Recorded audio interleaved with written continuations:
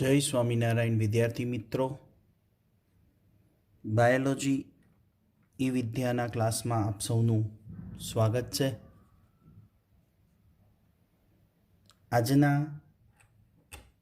विडियोनी अंदर chapter number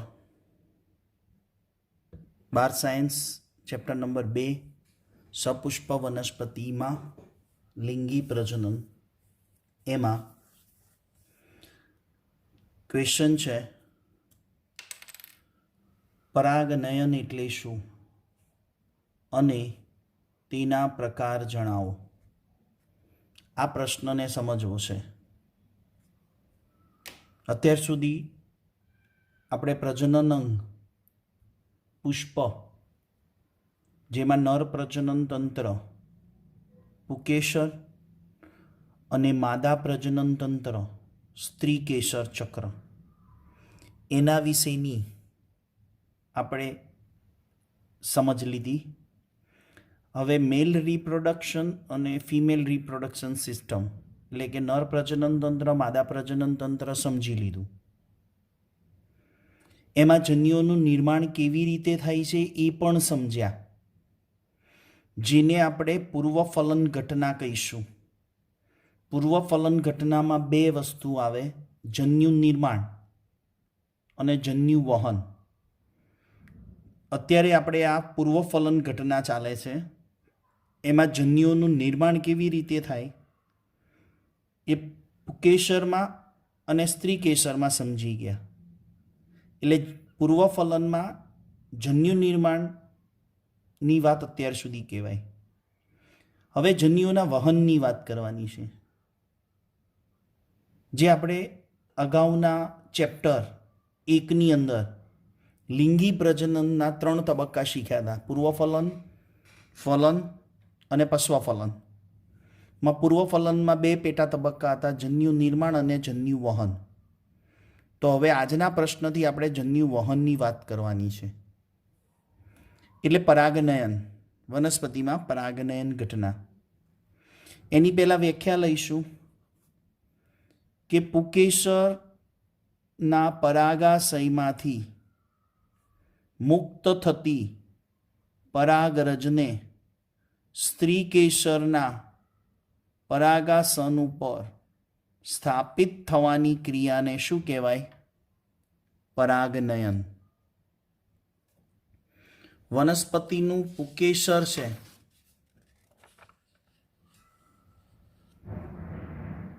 any व्याख्या ने आपणे एक आकृति द्वारा समझीए।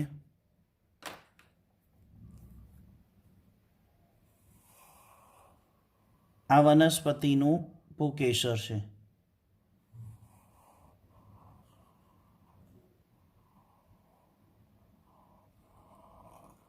आ स्त्री केशर है।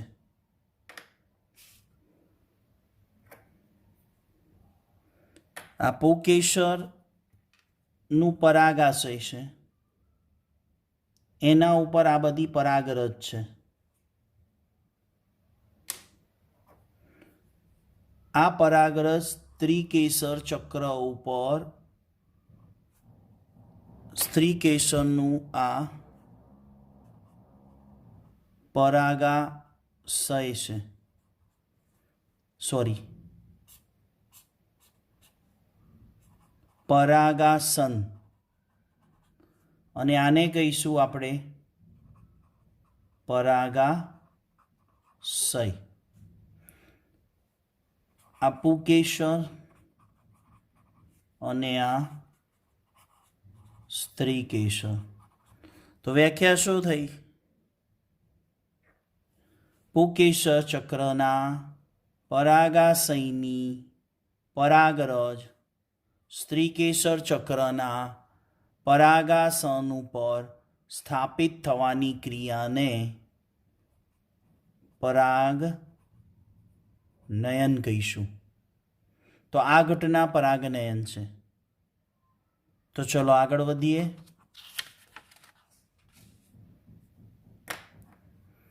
सपुष्प वनस्पति जे छे आवृत बीजधारी वनस्पति सपुष्पी आवृत बीजधारी वनस्पति में નરજન્યુ અને માદાજન્યુ બંને અચલિત જન્યુઓ છે. કેવા છે? બંને અચલિત છે. આગળ પણ પહેલા ચેપ્ટરમાં વાત કરી હતી. નરજન્યુ એ પરાગરજમાં સર્જાય છે અને માદાજન્યુ એ ભ્રૂણપુટમાં સર્જાય. એ આપણે આ ચેપ્ટરમાં સમજ્યા કે લઘુબીજાણુધાનીમાંથી પરાગરજ મુક્ત થાય અને મહાબીજાણુધાનીમાં ભ્રૂણપુટમાં માદાજન્યુ હોય. પણ આ નરજન્યુ અને માદાજન્યુ ચલિત હોવા અચલિત હોવા એની ચર્ચા ક્યાં કરી હતી આપણે? ચેપ્ટર નંબર 1માં. તો આવૃત બીજધારીમાં કે અનાવૃત બીજધારી હોય એમાં નરજન્યુઓ અચલિત હોય છે. હવે પરાગનયનની વ્યાખ્યા સમજ્યા પછી પરાગનયનના પ્રકારોને લઈએ. પરાગનયનના 3 પ્રકાર છે. નંબર 1 સ્વફલન, નંબર 2 ગૈટેનોગેમી અને નંબર 3 પરવશ. જો સામાન્ય રીતે જોવા જઈએ ને તો આ રીતે સમજાવી શકાય.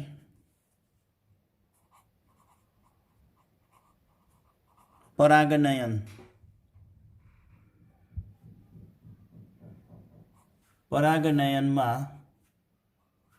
2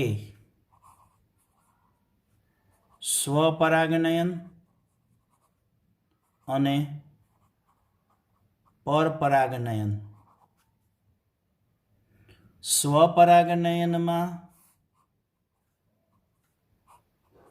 એક છે સ્વફલન અને બીજું છે ગૈટેનોગેમી.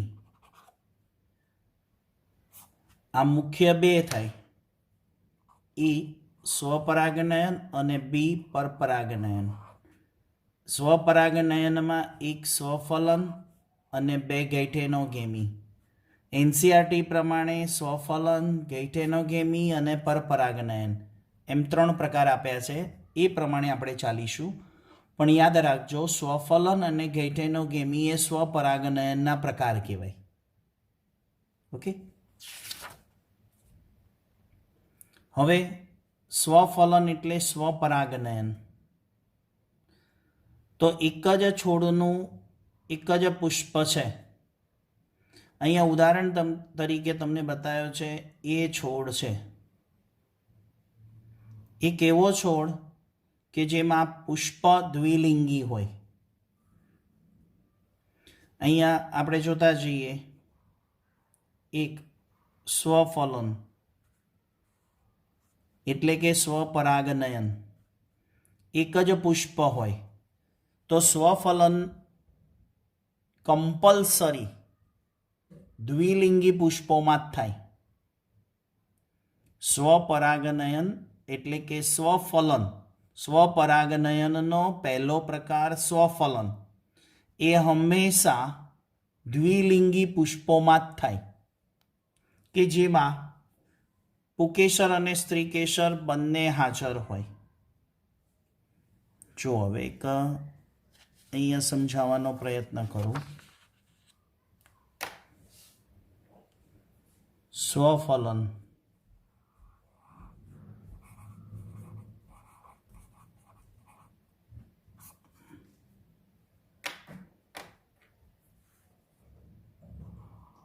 આ પુષ્પ છે. આ એનું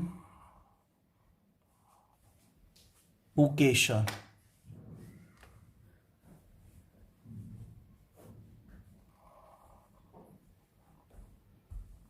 આ એનું સ્ત્રીકેસર. આ કયું પુષ્પ થયું? દ્વિલિંગી. સ્વફલન ક્યારે શક્ય બને? પહેલી શરત દ્વિલિંગી હોય ત્યારે. તો એના એ જ પુષ્પના પુકેસરની પરાગરજ તે જ પુષ્પના સ્ત્રીકેસર ઉપર પડે. આને કહેવાય ફલન. ઓકે, તો એ પ્રમાણે આપણે અહીંયા જોઈએ શાબ્દિક રચના. એક જ પુષ્પના પરાગાશયની પરાગરજ તે જ પુષ્પના પરાગાસન ઉપર સ્થાપિત થાય. આ એક જ પુષ્પ છે, એનું પુકેસર, એનું પરાગાશય, એ જ પુષ્પનું સ્ત્રીકેસર અને એનું આ પરાગાસન, એના ઉપર પુષ્પની પરાગરજ પડે, પુકેસરની પરાગરજ પડે તો એનાથી જે ફલન થાય એને સ્વફલન કહેવાય. હવે સ્વફલન થવા માટેની શરત છે. પહેલી શરત, સ્વફલન ક્યારે શક્ય બને? આકૃતિ પ્રમાણે સમજી શકો છો. દ્વિલિંગી પુષ્પ,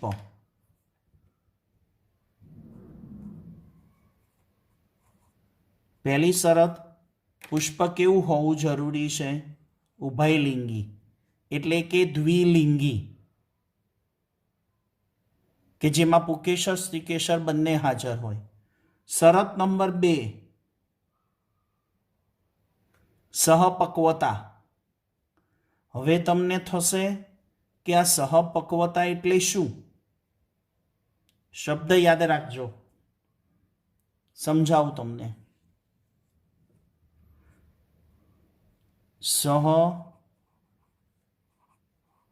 સહપક્વતા, સહ એટલે સાથે, પક્વતા એટલે પરિપક્વન, એટલે કે પુકેસર અને સ્ત્રીકેસર. પુકેસર એનું પરાગાશય, સ્ત્રીકેસર એનું પરાગાસન, એટલે પુકેસરનું પરાગાશય અને સ્ત્રીકેસરનું પરાગાસન બંને સાથે પરિપક્વ થવું. એટલે પરિપક્વ એટલે કે પુકેસરમાંથી એનું પરાગાશય છે એમાં પરાગરજ ખરવાની, એટલે કે પરાગરજ મુક્ત થવાની ઘટના, એટલે કે પરાગરજ મુક્ત થવાનો સમય. અને આ બાજુ સ્ત્રીકેસરમાં પરાગાસન પરાગરજ માટે ગ્રહણશીલ બને. એટલે શું? આ બાજુ પરાગાશય છે એ પરિપક્વ થાય એટલે પરાગરજ ખરે, જ્યારે આ બાજુ આ સ્ત્રીકેસર છે એનું પરાગાસન પરાગરજને ગ્રહણ કરે. આ બાજુ પરાગાસનને ગ્રહણ કરવાનો સમય અને પરાગાશયમાંથી પરાગરજ ખરવાની શરૂઆત બંનેનો સમય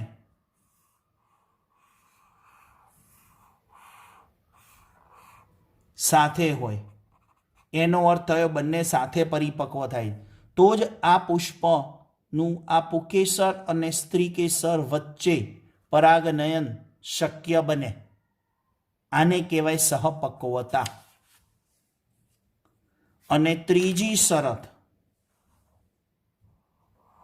સંવૃત્ત પુષ્પો. સંવૃત્ત પુષ્પનો અર્થ અહીંયા આપણે બનાવીને લખ્યો છે, ક્યારેય ખીલતા નથી. આ 3 શરતો હોય તો જ સ્વફલન શક્ય બને. સમજાય છે? સ્વફલનમાં તો બધાને ખબર પડી ગઈ કે પુષ્પ દ્વિલિંગી છે, એ જ પુષ્પનું પુકેસર હોય અને એ જ પુષ્પનું સ્ત્રીકેસર હોય. આ બંને વચ્ચે પરાગરજ ટ્રાન્સફર થાય એને સ્વફલન કહેવાય. પણ શરતો 3 યાદ રાખવાની છે. એક તો પુષ્પ ઉભયલિંગી એટલે દ્વિલિંગી હોવું કમ્પલસરી છે. નંબર 2, સહપક્વતા સમજાયું કે પુકેસર અને સ્ત્રીકેસર એના બંનેના ભાગ અગત્યના કયા? પરાગાશય અને પરાગાસન બંને એક સાથે પરિપક્વ થાય. પરાગાશયમાંથી પરાગરજ ખરવાની શરૂઆત થાય અને પરાગાસન છે ને એ પરાગરજ માટે ગ્રહણશીલ બને, એક્સેપ્ટ કરવાનું, પરાગરજ એક્સેપ્ટ કરી શકે, પરાગાસન પરાગરજને એક્સેપ્ટ કરી શકે, સ્વીકારી શકે, ત્યારે જ આ દ્વિલિંગી પુષ્પોમાં સ્વફલન શક્ય બને. નેક્સ્ટ ત્રીજું હતું સંવૃત પુષ્પ. ક્યારેય ખીલતા નથી. ક્યારેય ખીલતા નથી એટલે તમે જસ્ટ એક વિચાર કરો કે આ પુષ્પ છે એ ખીલેલું છે, એટલે આ પરાગરજ છે ને અહીંયાથી ક્યાંય બીજે જવાની સંભાવના ખરી. હા, આ પુકેસર, આ પુષ્પ છે ને એ ખીલેલું કહેવાય, ખુલ્લું છે, એટલે આ પરાગરજ ઉડીને બીજા પુષ્પ ઉપર જવાની શક્યતા ખરી. પણ સંવૃત એટલે શું?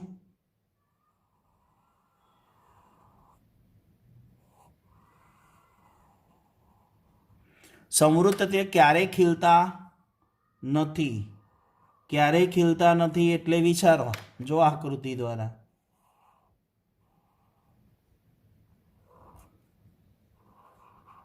આ સંવૃત પુષ્પ કહેવાય. પુષ્પની જે દલપત્રો છે ને એ ખીલેલા નથી, બંધ છે કલિકા અવસ્થામાં, ક્યારેય ખીલતા નથી. એટલે પુકેસર અને સ્ત્રીકેસર એ બંધ પુષ્પની અંદર છે. એટલે એક ગીત કદાચ સાંભળ્યું હશે, કદાચ એક ગીત સાંભળ્યું હશે, એના શબ્દો એવા છે કે હમ તુમ એક કમરે મેં બંધ હૈ. એટલે પુકેસર અને સ્ત્રીકેસર બંને પુષ્પની અંદર બંધ અવસ્થામાં છે. એટલે સ્વાભાવિક છે, શું સ્વાભાવિક છે કે આની પરાગરજ આ પુષ્પના સ્ત્રીકેસરના પરાગાસન ઉપર જ સ્થાપિત થાય, એટલે કમ્પલસરી સ્વફલન શક્ય બને. That's clear? ઓકે, તો આ ત્રણ શરતોને આધારે સ્વફલન શક્ય બને. નેક્સ્ટ ઉદાહરણ જોઈએ. ઉદાહરણ યાદ રાખવા પડશે ને. ઉદાહરણ છે વનસ્પતિ વાયોલા, અબુટી અને કોમેલિના. કઈ ત્રણ વનસ્પતિઓમાં સ્વફલન થાય?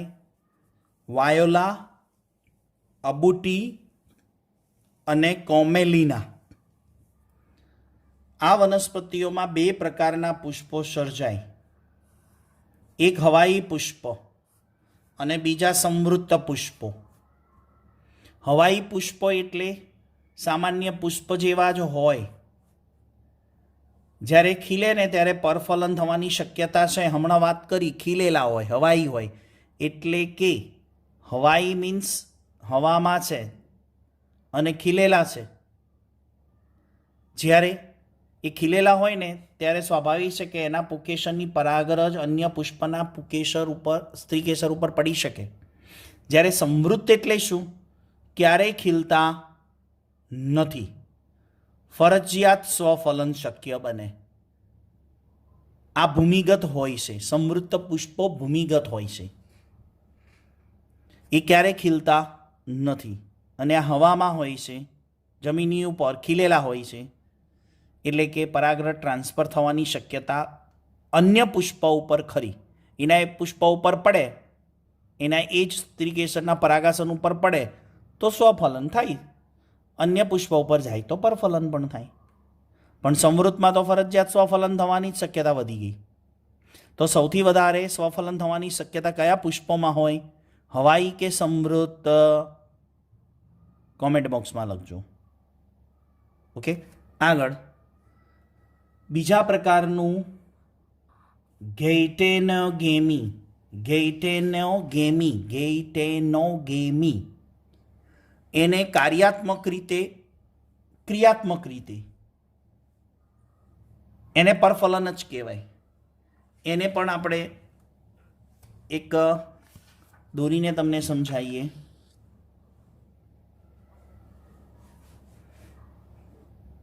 આ એક જ છોડ છે,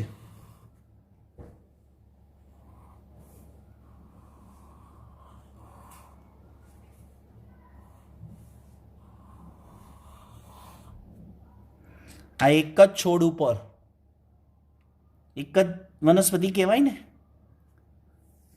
પુષ્પો એકલિંગી પણ હોઈ શકે અને પુષ્પો દ્વિલિંગી પણ હોઈ શકે.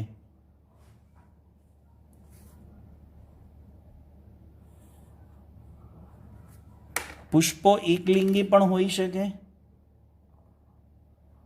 અને પુષ્પો દ્વિલિંગી પણ હોઈ શકે.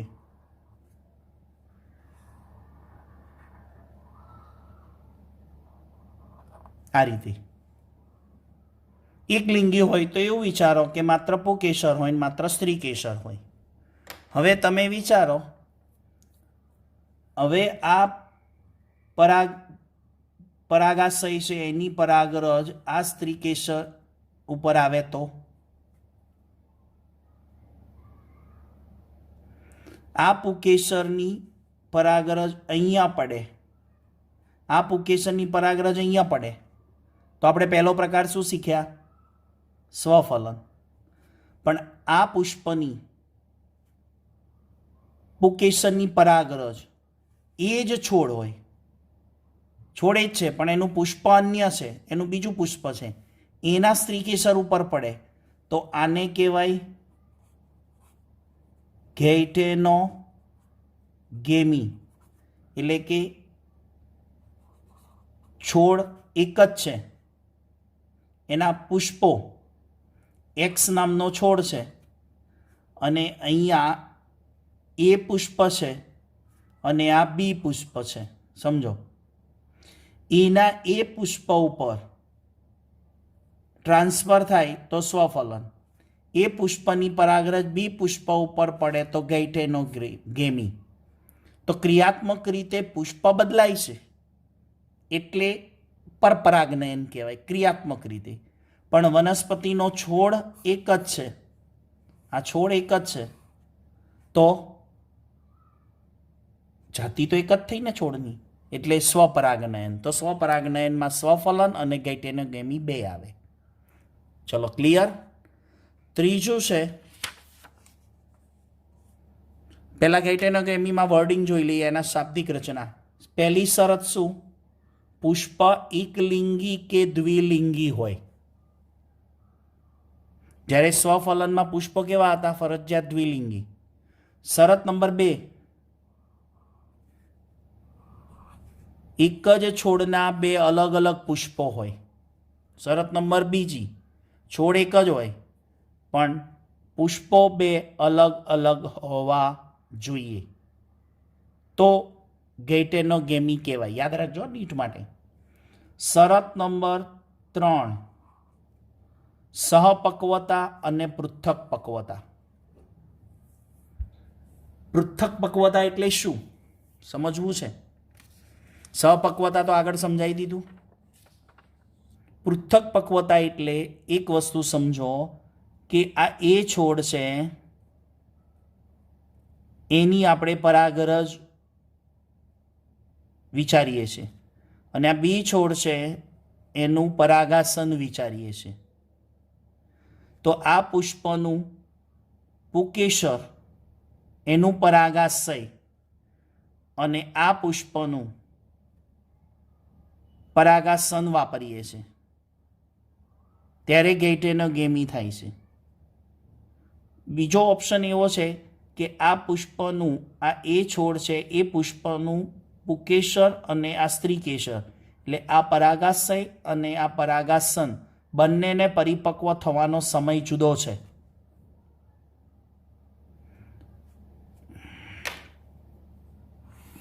આ એક પુષ્પ છે, આ એનું પુકેસર છે, આ એનું સ્ત્રીકેસર છે. બરાબર. હવે આનો પરિપક્વ થાય, આમાંથી પરાગરજ ખરવાની શરૂઆત થાય પણ આ ગ્રહણશીલ હોતું નથી. આમાં શું થાય છે? પરાગરજ ખરવાની શરૂઆત થાય અને આ પરાગાસન ગ્રહણશીલ હોતું નથી. ઓકે, તો આ પરિપક્વ થયું અને આ પરિપક્વ હજુ થયું નથી એટલે પૃથક પક્વતા. હવે વિચારો, હું બાજુમાં બીજું પુષ્પ દોરું છું અને એનું આપણે પુકેસર બતાવીએ અને એનું આપણે સ્ત્રીકેસર બતાવીએ. એમાં આ ગ્રહણશીલ બને પરાગરજ માટે આ સ્ત્રી કેસરનું પરાગાસન ગ્રહણશીલ બને અને હજી આ પુકેસરમાંથી પરાગરજ ખરવાની શક્યતા નથી, પરિપક્વ નથી. તો તમે હવે જજમેન્ટ કરી શકો, વિચારી શકો શું થયું. તો આ પુષ્પની કોણ કામ લાગે? પરાગરજ. અને આ પુષ્પનું શું કામ લાગે? પરાગાસન. ધેટ મીન્સ પૃથક પક્વતા. અલગ અલગ સમયે પરિપક્વ થવું. આ બે અલગ અલગ સમયે પરિપક્વ થાય, આ બે અલગ અલગ સમયે પરિપક્વ થાય. પણ આનું પુકેસર પરિપક્વ થઈ ગયું છે, તો આ પુષ્પનું સ્ત્રી કેસર પરિપક્વ થઈ ગયું છે, તો આ બંને વચ્ચે પરાગનયન થાય. તો એ થાય, શક્યતા કઈ વધી જાય? ગૈઠેનોગેમી. અને પરફલન પણ થાય. આ ગૈઠેનોગેમી પણ કહેવાય. ગૈઠેનોગેમી અને પરફલન, આ બેની શક્યતાઓ વધી જાય. ચલો નેક્સ્ટ આગળ જોઈએ. અહીંયા જો એની નોંધ શું આપી છે? ક્રિયાત્મક રીતે પરપરાગનયન છે. બરાબર છે. પરાગવાહકો ભાગ લે આમાં, કારણ કે પરાગરજ સ્વાભાવિક છે, એક પુષ્પમાંથી બીજા પુષ્પ ઉપર જવાની છે. તો પવન, પાણી, કીટક, માધ્યમ જોઈશે. અને જનીનિક દ્રષ્ટિએ સમાનતા હોય. કેમ? આવનારી સંતતિ જનીનિક દ્રષ્ટિએ કેમ સમાન હોય? કારણ કે એક જ છોડનું પુષ્પ છે, એક જ છોડના બે પુષ્પો છે, એક જ છોડના બે પુષ્પો વચ્ચે પરાગનયન થયું છે. એટલે આવનારી સંતતિ કેવી હશે? જનીનિક રીતે સમાન હશે. ઓકે. અને ત્રીજો પ્રકાર છે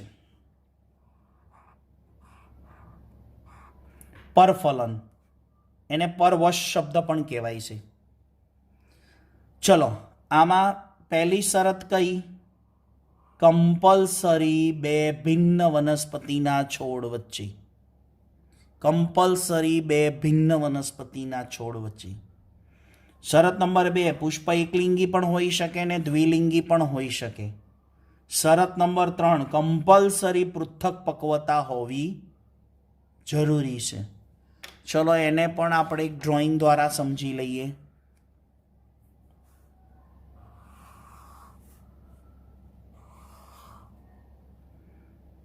આ એક્સ વનસ્પતિ છે અને આ વાય વનસ્પતિ છે. બંને વનસ્પતિ ડિફરન્ટ થઈ. બંને વનસ્પતિના પુષ્પો છે, એનું પુકેસર છે અને એનું સ્ત્રી કેસરની સંજ્ઞા દોરું છું. આ સંજ્ઞા દોરી મેં અત્યારે ટેમ્પરરી. પુકેસરની સંજ્ઞા આવી હોય ને અને સ્ત્રી કેસરની સંજ્ઞા આવી હોય. તો જો આ શું થયું? એક્સ વનસ્પતિ અને વાય વનસ્પતિ. તો એક્સ વનસ્પતિનું શું વપરાયું? પુકેસર. અને વાય વનસ્પતિનું સ્ત્રી કેસર. વાય વનસ્પતિનું સ્ત્રી કેસર વપરાયું. તો આને કહેવાય પરફલન. કેમ? બંને વનસ્પતિઓ કેવી છે? ડિફરન્ટ છે. માટે જ બાગ બગીચાની અંદર અલગ અલગ રંગના પુષ્પો કેવી રીતે આવે છે વિચારી શકો છો. એ પરફલનની શક્યતાઓ છે. પુષ્પ એકલિંગી પણ હોઈ શકે ને પુષ્પ દ્વિલિંગી પણ હોઈ શકે.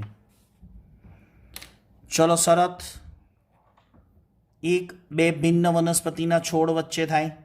એકલિંગી અથવા દ્વિલિંગી પુષ્પ હોય અને સાથે પૃથક પક્વતા પણ મેં તમને શબ્દ સમજાયો. જે એનસીઆરટીમાં સહપક્વતા અને પૃથક પક્વતા નામનો શબ્દ નથી, એનું વર્ડ્સ નથી, પણ આપણે સમજ્યા છે, જેથી આપણને વધારે ક્લિયરિટી થાય. અને આવી વનસ્પતિ જનીનિક રીતે કેવી હોય? ભિન્ન હોય. ખબર પડી ગઈ? કેમ કે બંને વનસ્પતિના છોડ, બંને વનસ્પતિ જુદી જુદી છે, એટલે સ્વાભાવિક છે કે જનીનિક રીતે શું આવે? આવનારી સંતતિમાં ભિન્નતા આવે. તો આશા રાખું છું કે આ વિડીયો દ્વારા તમને પરાગનયન નામનો ટોપિક સંપૂર્ણ રીતે ક્લિયરિટી થઈ હશે, સમજાયો હશે, છતાં પણ ચોપડીના wording word to word line to line વાંચતી વખતે ક્યાંય પણ તમને એરર અથવા તો સમજ ન પડે વર્ડમાં કે લાઇનમાં, તો અવશ્ય એને આપણે આપણું બીજું લેક્ચરનું પ્લેટફોર્મ છે ઝૂમ પ્લેટફોર્મ, એના ઉપર કોઈ લાઇન કોઈ વર્ડ તમને ન ખ્યાલ આવે તો એનું ડિસ્કશન આપણે face to face zoom platform ઉપર કરીશું. તો આવતા વિડીયો લેક્ચર સુધી HP સરના જય સ્વામિનારાયણ.